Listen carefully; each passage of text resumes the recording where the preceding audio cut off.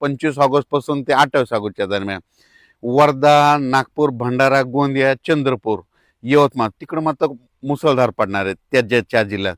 पण त्याच्यानंतर तेच पाऊस काय होणार आहे, पुन्हा आपल्याकडे येणार आहे.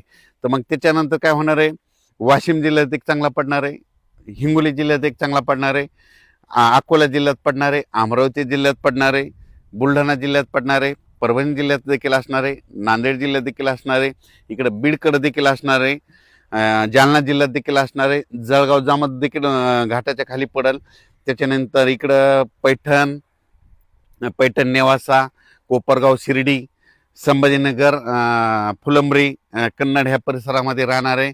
म्हणून हे लक्षात घ्यायचं. म्हणजे ह्या 25 ऑगस्ट ते 28 दरम्यान ह्या दरम्यान सर्वत्र नाही पण ह्या जिल्ह्यामध्ये पाऊस असणार आहे. म्हणून अंदाज त्यांच्याच पिकासाठी योगदान ठरणार आहे. कारण की स्वाती नक्षत्र आहे. स्वाती नक्षत्रात